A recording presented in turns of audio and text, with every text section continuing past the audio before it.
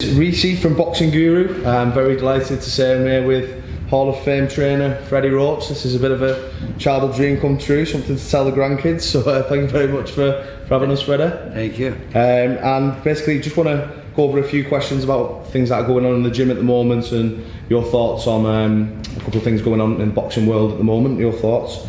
So first of all, obviously you've got one of our countrymen, Scott Quigg.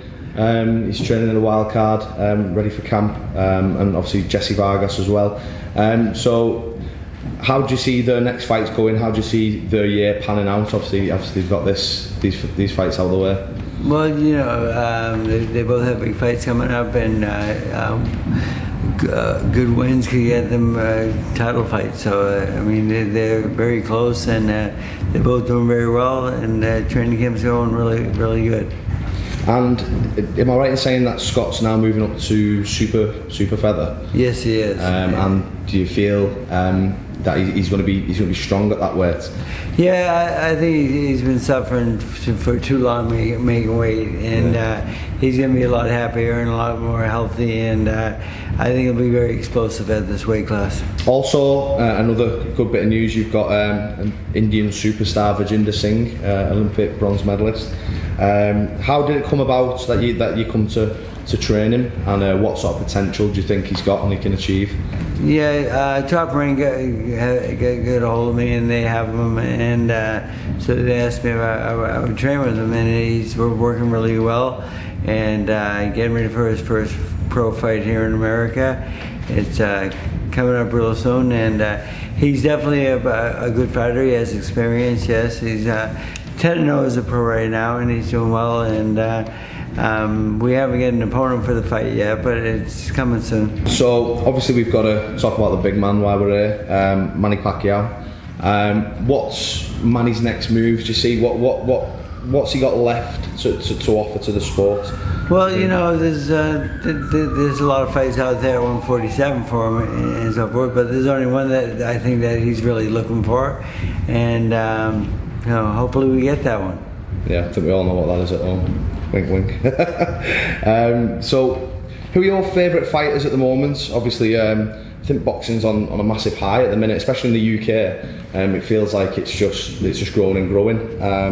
So, who are your favourite fighters at the moment in both the US and the UK as well? You know, your heavyweight's great. And Tyson Fury, your second best heavyweight, maybe he's great also. Of course. And you know, you've got a great heavyweight division right now, and some big fights to be made hopefully soon. Hopefully they, instead of fighting rematches, they'll fight each other. And that's really what we need, is to see who is the best out there. And who do you personally think the best is out there? Obviously we had the draw in the first fight. I mean, I personally thought Fury won that even with the knockdowns. Obviously he was a part of that fight, part of the corner that night as well. Obviously if the rematch happens as well, Joshua faces Big Baby Miller and gets past that. Who do you see coming on top by the end of the year if those fights do get made? You know, they can't underestimate Tyson Fury, because if you do underestimate him, you'll get beat. Yeah, I mean, he's a good fighter, but I think the Olympic gold medalist and the world champion and a lot of experience, I think he's the top guy right now. But again, if he takes Tyson Fury lightly, he'll get upset. So I mean, it's kind of up in the air right now, but it's great to have the potential to do that. But I can't wait for them to fight. Yes, I'm hoping it gets Wilder out the way, and then we can fill 80,000 at Wembley and Joshua Fury for all the belts. That'll be fantastic. You know, Wilder is.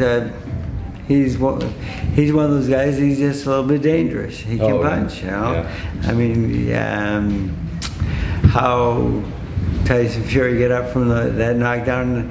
I think the left hand knocked him out, and the right hand woke him up. Yeah. So it was great to see him get up from that, and I'm really happy we had an experienced referee and not a young guy, because most young guys would have stopped that fight right there. Straight away. Yeah. I think that was one of the best refereeing performances I've seen in a long time. So yes, I agree. Really, really did well. At the moment, you've got another countryman of ours, former one of your fighters, basically, a very good relationship with him. So Amir Khan, he's got a massive task on his hands against Terence Crawford. How does that fight go?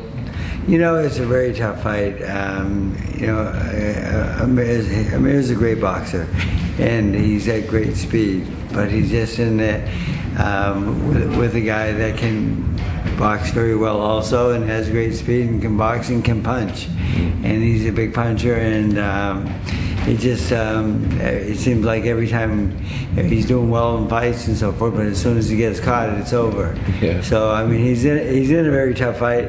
I think Crawford is the best pound for pound fighter in the world today. Right. So I mean, he does it all. He's a very, very complete fighter. Not my best friend in the world, but a very good fighter. And do you think Amir can cause him trouble early on with his speed? Maybe, I know he did with Canelo before Canelo got to him. Amir can really, really do well with these guys if he just sticks to his boxing plan. He's a great boxer. If he just sticks to plan and doesn't try for a knockout and goes for a decision and just win every round one at a time, he can do that. But the thing is, somewhere in his mind, he's got that, like, you know, I've got to finish. Fight, doesn't he? Yeah. He's just, he's a fighter, and you know, he hurts the guy and wants to finish him, and then he gets caught by foolish shots, stuff he shouldn't get caught with. I mean, he's a very good fighter, and you know, I was disappointed when I got fired from him, but the thing is, that's part of life. Yeah. You know, the thing is, people move on, and people.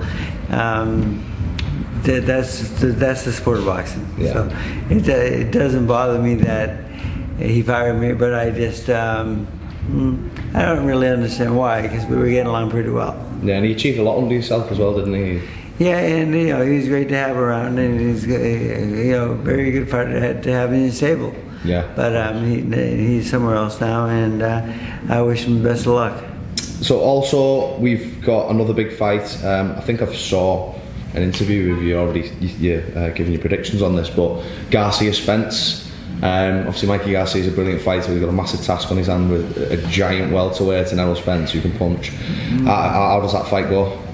Well, you know, Garcia is a good fighter, and he sees something that maybe I don't.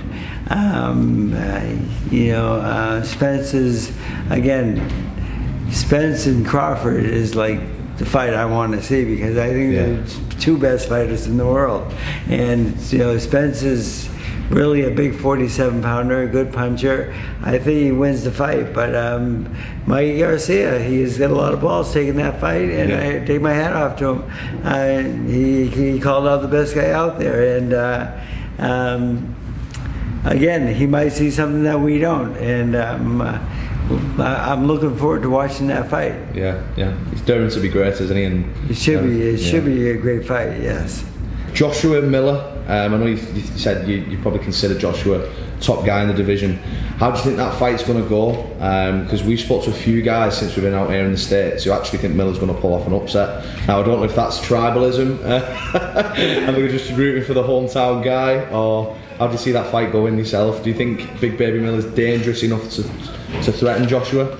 No, I think Joshua is too much a fighter, but he looked good in the Klitschko fight. In the last two fights, he kind of faded a little bit at the end, and he seems to be getting a little bit tired. I think he might be putting a little bit too much muscle on, because he's really getting bigger and bigger all the time, and I don't think bigger wins fights. Yeah. I think his experience and his boxing ability wins fights, and speed. Yeah. And you know, for strength, he's going to give up some of that speed, and he might be able to get caught. So, you know, I kind of hope he just gets off the weight programs somewhat, and just gets on a more speed program, because I think he can outbox all these everyone out there. But the thing is, if he gets tired with one of these guys in the later rounds, and these guys are in good shape, he might get caught. I mean, you know, in the Klitschko fight we saw that happen, but he had the balls to get up. So that was really, really good. That was a great fight. It was a great fight to be at. I had Quig on that undercard, and that was really a a great show, and any place that can draw 90,000 people, I have to love. Yeah. I mean, exactly. It was great to be in front of all those people. So hopefully we can do that in America soon. Any chance of you being in any future Tyson Fury camps after the? He called me a couple weeks ago and asked me if we could use the gym, and I said, of course. And it's always open for you. And I mean, it's trying to get along well. And you know, if they want my help, I'm here. If not, I wish him the best luck, because Tyson was a really, really nice person the whole time he was here. Very respectful, respected the gym, respected everybody in the gym, and I like Tyson Fury. He's a very nice man. Thank you very much, Freddie Roach. Thank you.